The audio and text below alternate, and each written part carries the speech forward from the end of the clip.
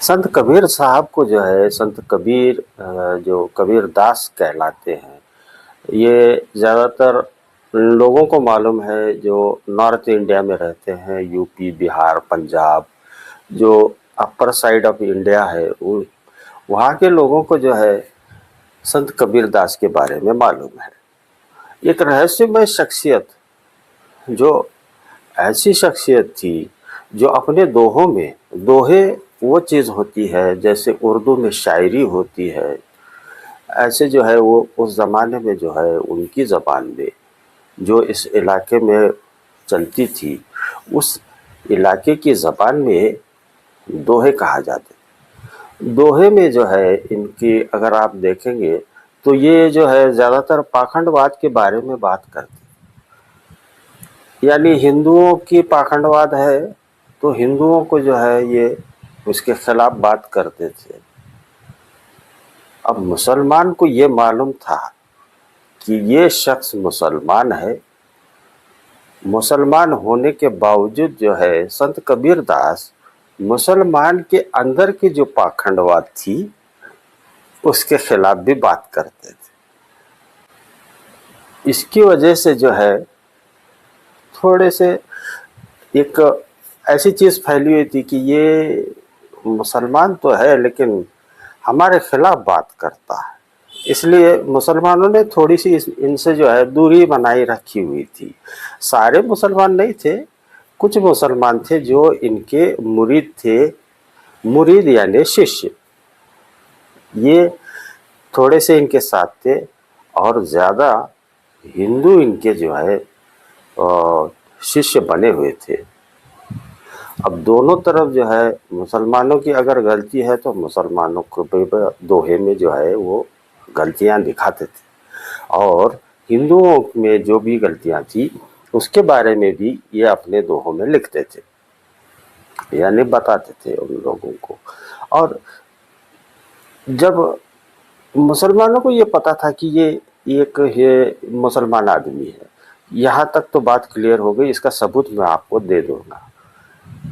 और उसके बाद हिंदुओं को जो है, हिंदुओं को लगा कि ये मुसलमानों के खिलाफ बात करता है, इसीलिए जो है ये और ना हिंदुओं के फेवर में बात करता है।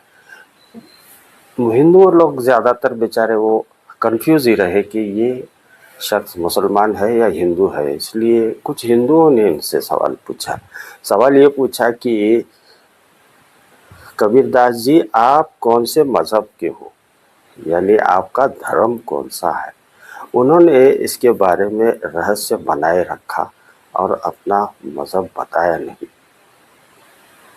आप एनालाइज करके देख लीजिए, अगर आप हिंदू हैं और हिंदुओं में एक मिथ फैल गई कबीरदास के जाने के बाद कि ये एक अवतार थे, फिर कबीरदास का जो है वो संत कबीरदास बन गया। अब जो है इसका सबूत मैं दे देता हूँ, आप समझ जाएंगे। अगर आप हिंदू हैं तो मुझे बताइए कि आपके घर में या तो आपके इलाके में हिंदुओं में कितने लोगों के नाम कबीर हैं, कितने होंगे। कुछ नाम आते हैं, जैसे पंजाबी इलाके में कबीर सिंह, वहाँ ये ज़बान उन लोगों को मालूम है, समझते। कबीर एक लफ्ज़ अरबी है, ये लफ्ज़ ना हिंदी है ना उर्दू है, ये लफ्ज़ आया है अरबी से। अरबी लफ्ज़ में कबीर के माने होता है बड़ा, यानी अगर आपने अजान सुनी होगी ना, अल्लाहु अकबर, अल्लाह बड़ा है, सुना होगा आपने, तो ये लफ्ज़ आ गया है अरबी में। ये अरबी नाम जो है उसी को दिया जाता है जो मुसलमान है। अब मुसलमानों ने जो है इनसे तो दूरी अख्तियार कर ली। आज के